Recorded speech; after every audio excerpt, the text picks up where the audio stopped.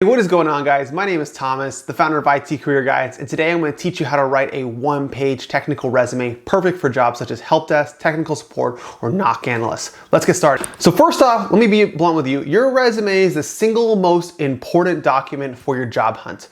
It tells everything about you, your education, your certifications, your work experience, the technologies you touch, the platforms you're familiar with, and the protocols you are intimate with. So please make sure you spend some serious time on your resume. Take a couple weekends to do this. I know you're studying for another certification maybe, or maybe you're already interviewing, or maybe you are just kind of stuck.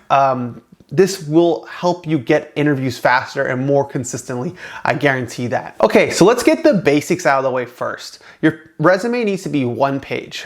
Anything more than that for an entry-level professional is overkill. And not to mention, no one likes to read a long resume.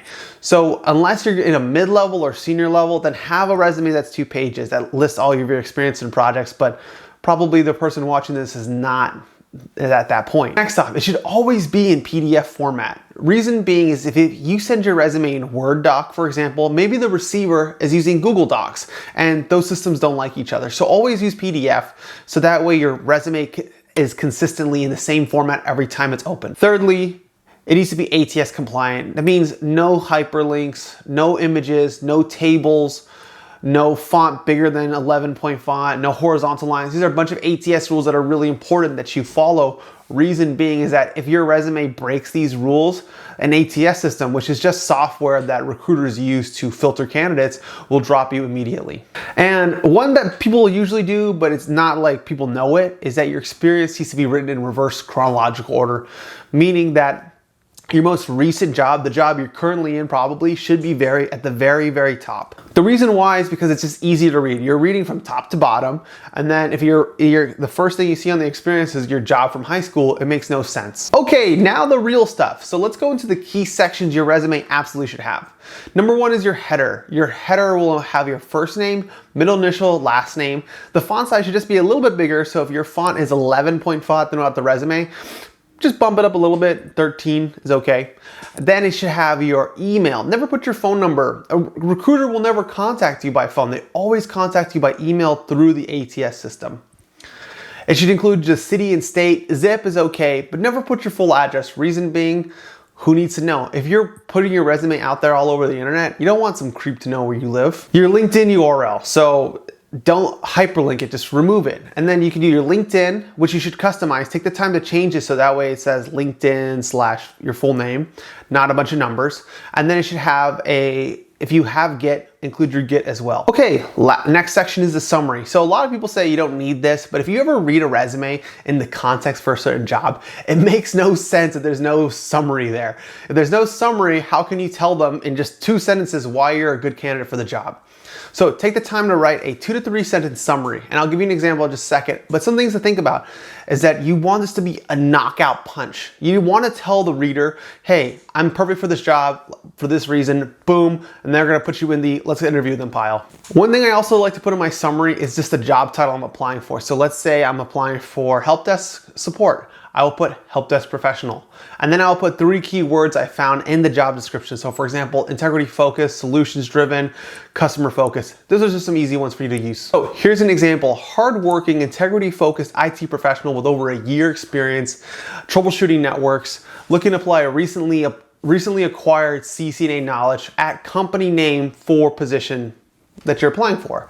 Then spend the next sentence just about, some specific experience you've had in the past that's great that the job is asking for. The next section will be your skills section. So this is an easy way, just kind of like low-hanging fruit, just to knock everything out. So you'll put the platforms, protocols, languages, linguistic and programmatic. For example, the first column, I like to say all the network stuff because I'm a network guy. I put all the network stuff. So the first row will have all the routing protocols I'm familiar with. Then the next one I'll put all the platforms. So let's say iOS, XE, XR, iOS, and then the next one I'll put all the vendors. Juniper, Cisco, Brocade, and then the next one I'll put something, maybe they were very specific in the job description. It's kind of like the wild card. Let's say they wanted like Wireshark or TCP dump, I'll put that there too. And then the next one I'll put some soft skills, and the next one I'll put some more desktops and servers. So guys, 4 columns, 3 columns. 4 is kind of tight. Usually go for 3, and then maybe 3 or 4 rows. That's a good. That'll pretty much fill it out. Don't use a table. Just do a tab, and that's usually Google Docs. I don't use Word that often, but Google Docs formats it quite nicely. Another thing, just don't lay it out. Don't say like one line operating systems. Don't say the next line switching and the next line cybersecurity. Everyone knows what these are. You don't have to give context to that. After the skills is education. So I combine education and certifications into one main section. That way it saves space. So first I usually put my degree because I'm very proud of it. And it'll be like Bachelor of Arts, comma, Business Administration. Next line, the university, city and state, GPA. GPA goes with the degree. So it'll be Bachelor of Arts, comma, Business Administration, the degree I got which my degree is in, and then I'll put GPA colon 3.2. And then the next one will be my university. So it's Concordia University, comma, Portland, comma, Oregon.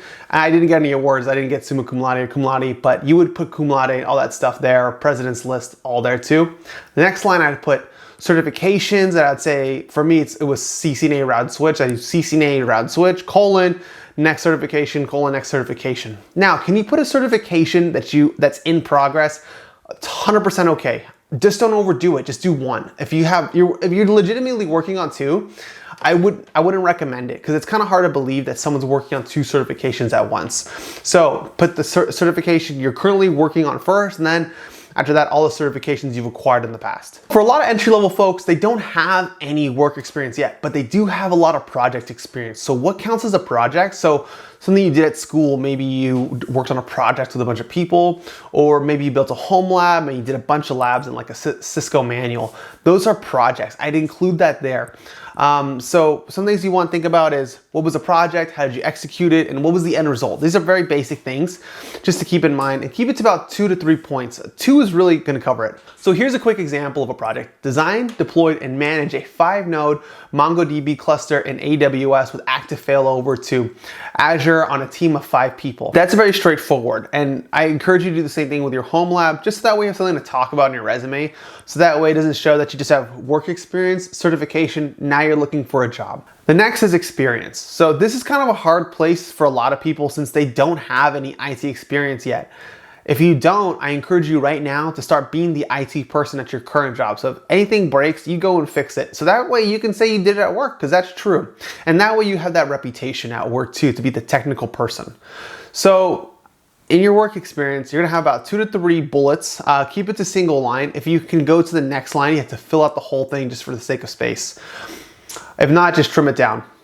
And so each line you want to talk about in specific statistics. So how many users, how big was the budget, what was the size of the company, and then use action verbs. So deployed, manage, initiated, responsible of. These are really strong words that just knock it all out. Never use the pronoun I. It's considered bad practice in resume writing. Just always use the verbs that describe it. So an example would be responsible for actively responding to inbound customer calls on a team of 20 people in a fast-paced call center environment. So essentially it means I worked in a very high-stress environment answering phone calls with a team of 20 people. And then you could talk about the next line, how many tickets you closed or how long your average call was. Just use real statistics to make your work experience more tangible to them. And then I always include a key achievement section. Why is key achievement so important? Because they don't know what great things you've done. They don't know if you've been employed the month, they were top in sales. And maybe it doesn't apply to a technical job, but you do want to show you are a high achiever, that you are really going for it. So the last line, I always put key achievement in bold and I spell it out. So for example, my last company, I eliminated broadcast storms because we didn't have spanning tree. What I did was that I got with a network engineer, we analyzed the logs, and then we did a log alert, and that essentially made the outage go from 4 hours to 10 minutes, and problem solved. And I also mentioned how much money I saved the company too. So that's a lot of things to think about. That really wraps up the key sections of your resume. I hope I gave you enough examples so that way you can get started. If you do have a resume you do want it reviewed, please sign up for my email list. I do a once a month free resume review here on YouTube that I'll go deep about maybe 5 to 10 minutes on your resume and give you some suggestions. If you do want to do something more private, let me know. Now, related but different. Always write a cover letter. If given the chance, sometimes some applications don't ask for a cover letter, but if given the chance, you always want to include one. Reason being, if there is you and another candidate or several other candidates who are about equal in skill, experience, and education, then this is your chance to shine and get a leg up on them early in the job hunt. And just some basic guidelines about your cover letter. It should be 1 page. Actually, half page is even better.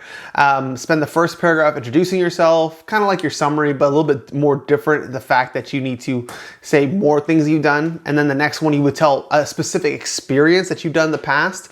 And then the third paragraph, just kind of close it up. And that's just enough to get you started with the cover letter. Second off, always customize. Customizing your resume is absolutely critical. If you don't customize your resume, you're gonna be dropped very quickly, have a low ATS score. So really spend the time on customization. Last of all, follow up. You know, if given the chance, a human connection is always more powerful than just a name and a number on a screen. So take the time to just go out on LinkedIn to find the recruiter for the job. Sometimes LinkedIn will tell you who the recruiter is. Thank you, LinkedIn. But if they don't, then you just gotta spend some time digging around. And if you can figure out the email based on the format of the emails you're seeing with the company and the person's name, send them an email directly. I would only follow up twice. I strongly advocate for this because if you don't follow up and if you don't spend the time reaching out to them directly, then they won't even notice you. So I'll give you a quick example. There was once a time where I applied for a job and ATS dropped me because I wasn't qualified. But since I reached out to the recruiter directly, he gave me a shot anyways. I didn't get the job though. But it goes to show that human connection is much more powerful and it can expedite the process for so many things. So take the time to look for the recruiter and try to reach out to them. Guys, I hope you found this video helpful. I had such a great time making it and spending the time writing a script out for this one. If you guys like videos like this, please like and subscribe. I'm more than happy to help. Again, new subscribers to the email list always get free resume review at least once a month. I do it. And then if you want like to work with me one-on-one or you want to check out my online courses, take a look at the link in the description below. Thanks so much. Good luck.